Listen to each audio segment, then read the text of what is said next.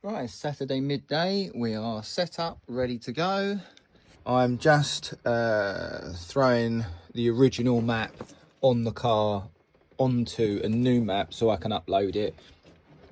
It's just the way the download ROM file thing works. But there is a change from the new software system. Has custom inputs, and the old one used to have custom parameters, and it won't transfer them over. So I'm going to have to manually basically swap them left to right, which is annoying, but then hopefully we can upload this ROM and start tuning. There was a few other things actually. So interestingly, the custom maps, there's a whole bunch of them for so this is this is the notes that the original tuner put on.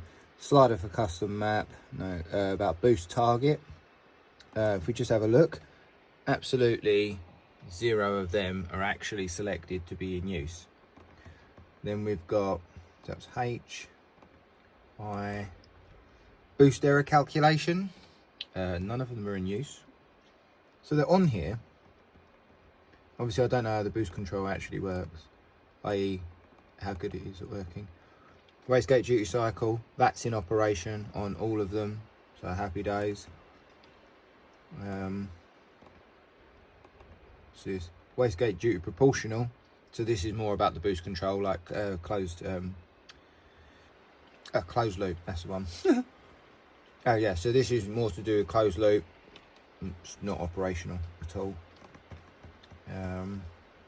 So it looks like he's got some wastegate duty integral, yeah, so you've got D and I, so derivative, and the integral part,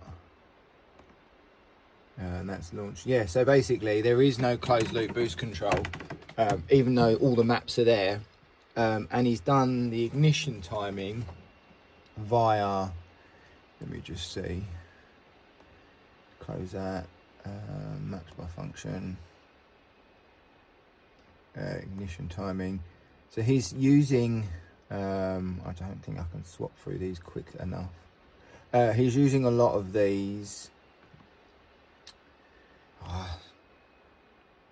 Yeah, it's a pain to show you, but basically he's still using all the stock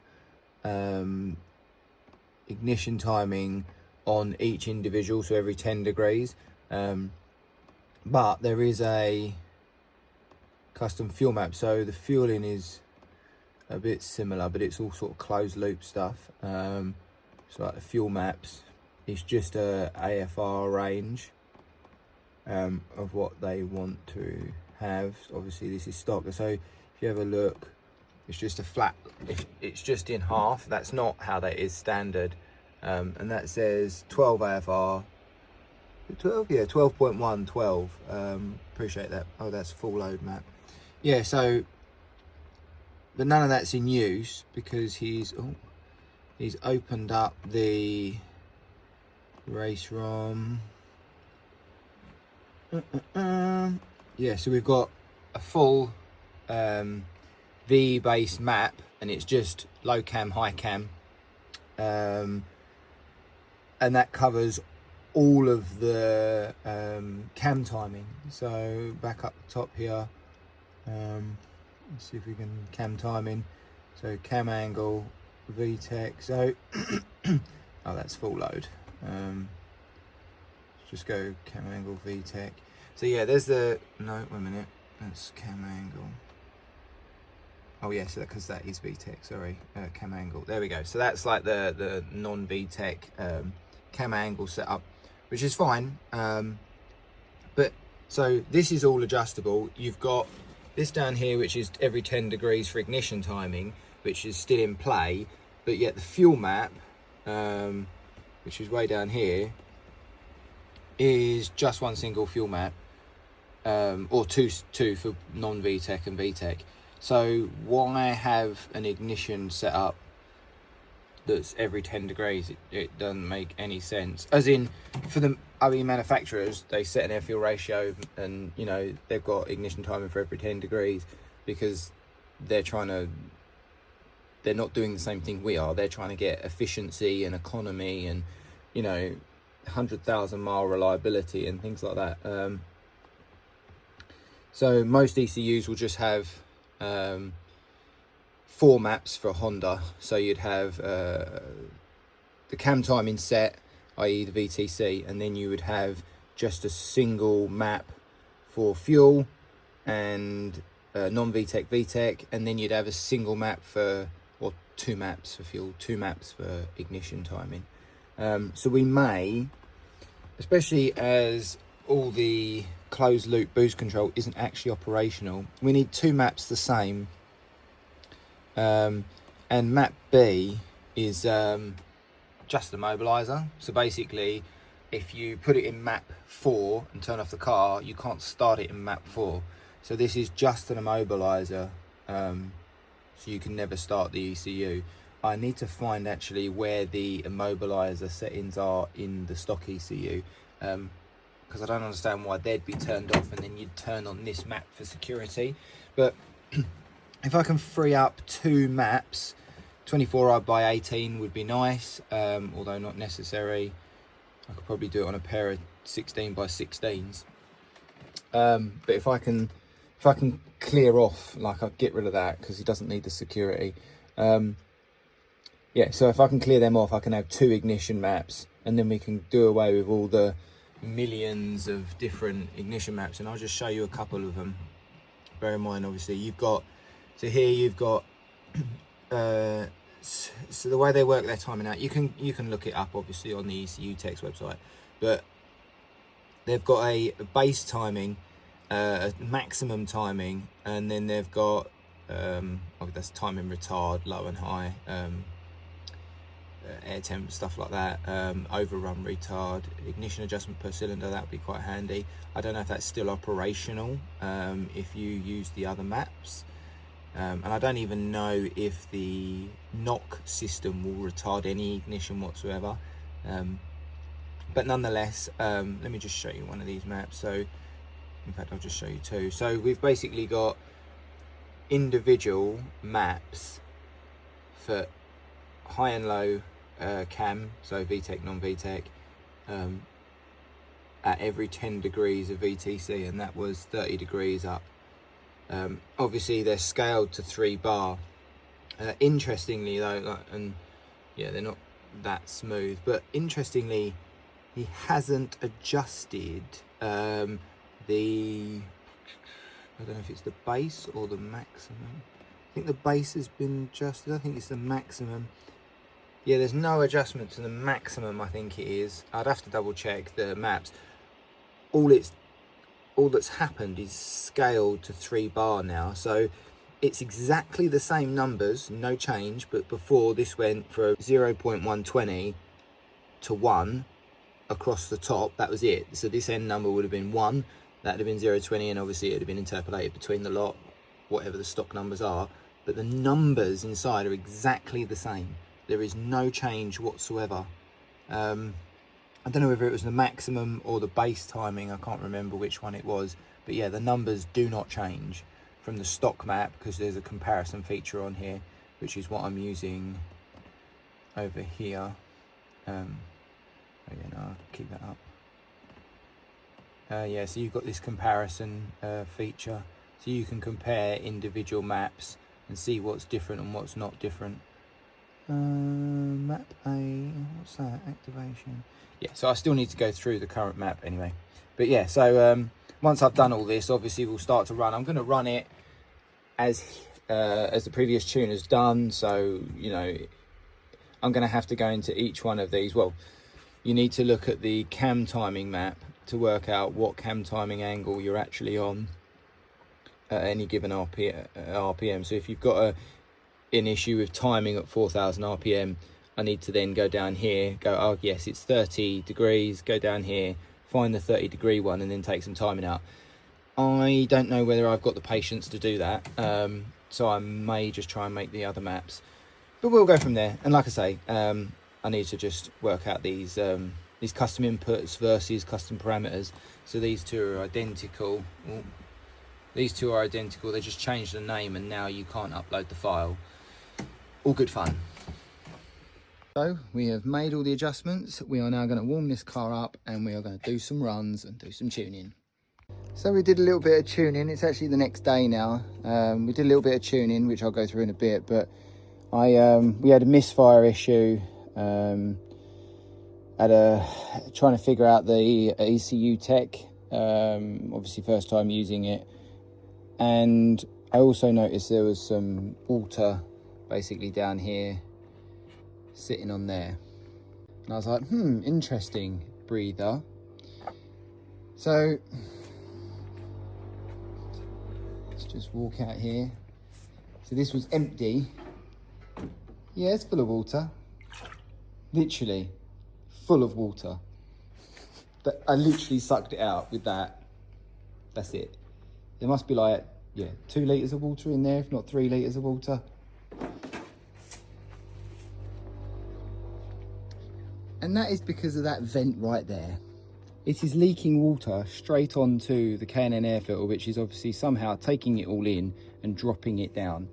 So it must line up perfectly with this back one or something like that and just be sinking in. So that's probably why we've got all that gunk in there, because the water is basically just evaporating when it's hot, traveling back inside. Right, so unfortunately video in the screen isn't ideal, but nonetheless, yes, the original is the green line, and yes, we've made more power on this before. I think we made 570 total, but like I say, it's strapped differently, things are different. So this is the original's green line, and this is after a bit of a tune. This dip is because I think it's wheel spinning in this area and then it comes back online. Right, so here we are inside the software. This is the actual map open here, but this is a comparison between the one I pulled off and the one that's, the one that's on there currently. And I've actually pulled out, what's that? 4 degrees here, and that's just because I interpolated between the higher boost levels. I could put this, I will try and put this timing back in for sure, but basically at 1.6 bar it's knocking its tits off, and it's only got this is just for 0 degrees VTEC, so just bear that in mind. But I've taken the same amount of each timing out of each map.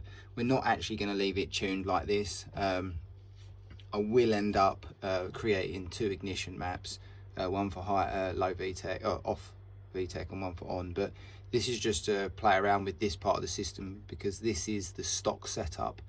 And as I said before, it's 0. You got on VTEC and off VTEC, and then the cam degree angles in 10 degrees up to 50 degrees or up to 40 degrees. So yeah, basically we've taken, what's that? How much is that? That's 8 degrees out. So at 1.6 bar, I've taken 8 degrees of timing out. I think I've actually taken slightly more than that, because I've changed the maximum numbers as well. So I've reduced them as well. And it just kept knocking. So it's gone down and down and down and down. Now that may look severe, i.e. 2 degrees. That's not the timing it's running.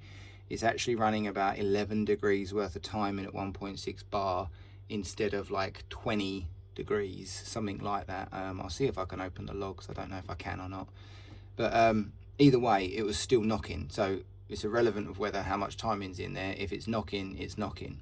The downside of pulling out so much timing to stop it knocking is it's up in the boost pressure on its own. So obviously as you retard timing, you're burning more of the fuel air mixture in the exhaust instead.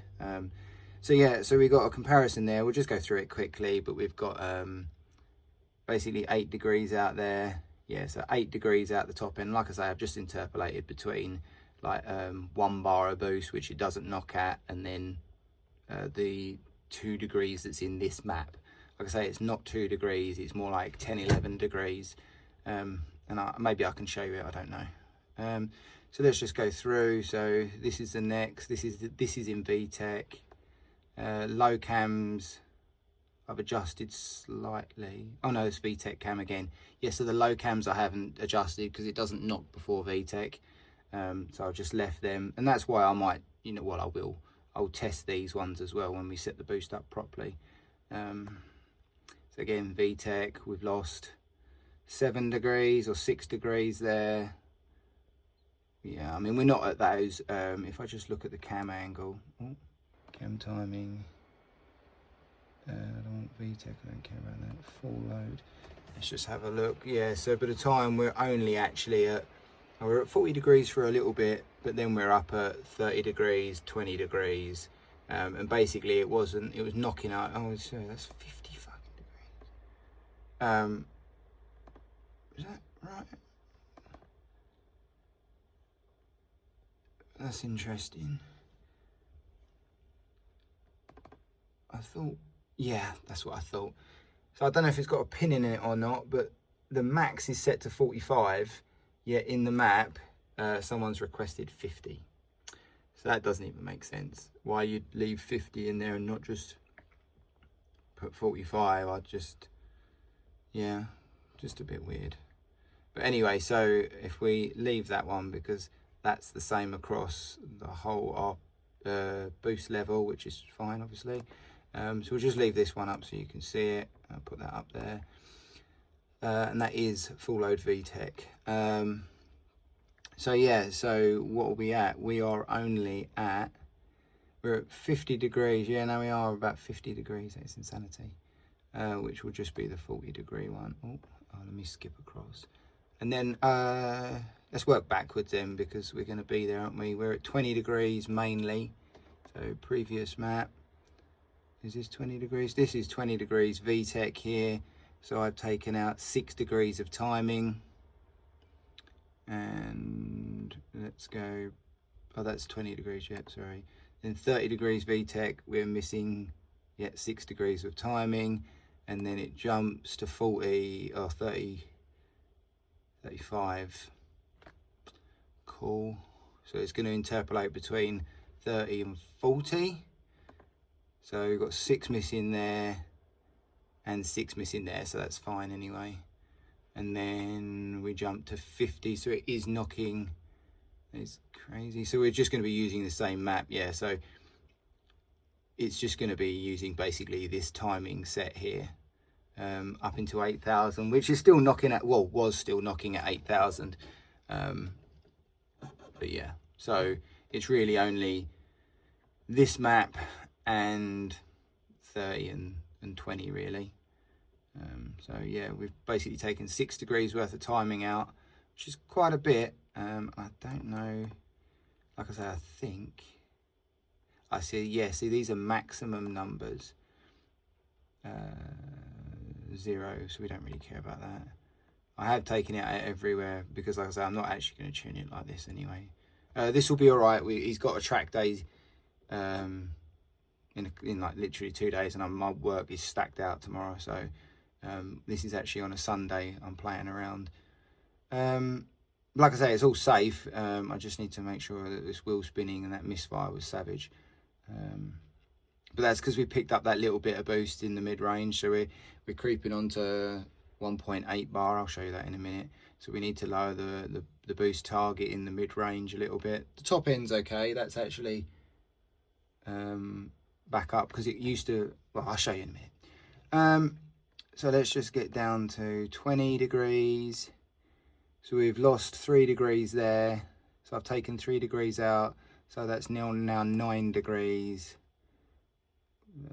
Yeah, 3 degrees. So basically I've taken out 3 degrees, yeah, of everything on the maximum tuning map. Like I say, just ballparking it in at the minute, and we're going to change everything anyway, because I'm not sure about this VTEC timing at 50 degrees. But we'll see. I don't know what the off VTEC camera angle is at full load. You know, that looks pretty sensible. So the problem is, if you have a look at this, so it's at 30 degrees, and then VTEC cuts in at 4.5, let's say, and then it jumps to 50 degrees, and then comes off again. Like, you would have a smooth transition there. You would want the same number here as it changes over. Well, I suppose you know, we'll check it. We'll check it. I would just want a smoother transition that, because obviously there's going to be a time delay between requesting and the actual like change. But again, we'll play around with that and we'll just see. Like I say, I think we lost about 10 degrees of timing to make it stop knocking. And like I say, I've put it back in as well. I stopped knocking and then I put it back in, and we've still, sorry, I put 2 degrees back in and it did knock again. So, I mean, I wasn't going to chase it. So that gives you an idea of how much more timing it had. I mean, it basically had 10 degrees of timing, which is why we were getting such heavy knock. Yeah, the base, let's just look at the 31. I will obviously, I mean, here it's just set at a flat number, basically. I mean, literally, he's got the same timing in from VTEC. I think this is the VTEC. Yeah, this is 30 degrees VTEC. So he's got the same number in the whole map. Like, there is no adjustment. So there potentially you could, you know, you might be able to add a bit here or add a bit there or whatever, without it knocking. Yeah, so I basically just interpolated between this number and that number, and it gave me that number. So it's halfway between the two, basically, or something like that. Actually, I think it might have been either way. I've just interpolated. I have not. It's not really that smoothed, and I'd imagine I can bang the timing back in here because there's that 1.3 bar. So there's quite big jumps. That's 1.3, 1.6. And then there's 2 bar. So at the minute where it's boosting, it's somewhere in between here. Let me just show you the boost. Yes, I'm not sure how well you're going to see it because of the screen, but if yeah, well, we were making a chunk here, and see, that made more power, but nonetheless, I wasn't reading AFR, so that's not on the screen, and this is a bit jumpy. It's all scatty because it was when it was just getting rid of that misfire. This was one of the better runs, but yeah, she made more boost, and she's obviously up at 1.8, 1.8 bar, so that's 1.8, 1.6. So this is just over and dropping. So what I plan on doing basically is I'll bring this boost down and leave the boost where it is at the top. I think this is a bit of a dip because of the misfire. Like I say, we need to do a run first, and then we can see where we are without it wheel spinning everywhere. And then he can do his track day with it safe, probably not even on map 3, if I'm honest. We'll just put it on map 2 and leave it at that for the minute. I think that's about a bar of boost, which is still nearly 400 horsepower or something. That'll be plenty for the track. I think it's SNET. And then, yeah, we can get back into this and actually do a timing table and stuff like properly.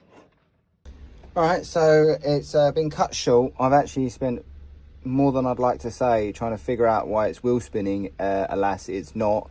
Going back to what I did say, I think it's actually the clutch slipping. It's revving out to, we're getting to 8,000 before I'm stopping the run, but if I now swap back to road speed, so it's revving out, but the road speed on the dyno is only reaching, so purple line there, I've zoomed in on it, let's have a look. So purple line there, we're only reaching 76 miles an hour. Now you could say, okay, but the car could be wheel spinning. Well, let's have a look at that. So here we have some data. I've got 2 sets of data, but basically you've got wheel speed front, well, for both of them. So we reach 140 kilometers an hour, something like that. Which is about 76 miles an hour, believe it or not. And then if we look down to vehicle speed, this is actually not in kilometers an hour, it's in miles per hour, and it's just under 80 or around 80. And it's the same with this data log here.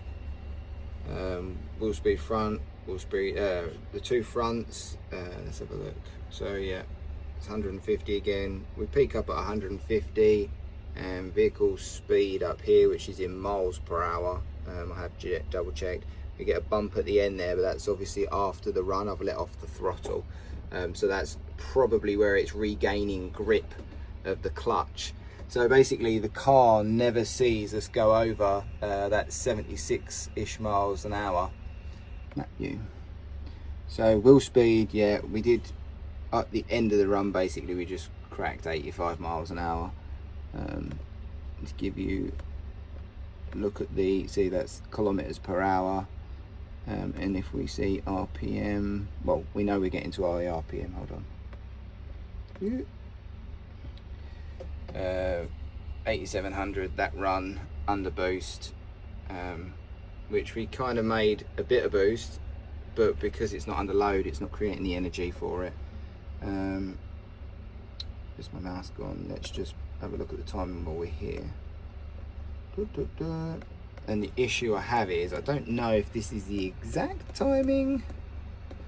Let's have a look. Ignition, because you've got all of these ignitions. Ignition base, ignition timing retard, ignition timing base, ignition timing retard combined, ignition maximum. But I'm going to guess it's actually ignition timing. So you can see here, as soon as we get up into the boost, it's dropped down to about 13 degrees. Again, I think I could probably add some timing in there for sure, but I haven't done that, and I won't be doing that because basically I can't get any traction, i.e. the clutch is slipping. So yeah, this proves that basically the wheels only went to 80 miles an hour, the dyno only went to 80 miles an hour, give or take, and the engine revved right out, so got to be slipping.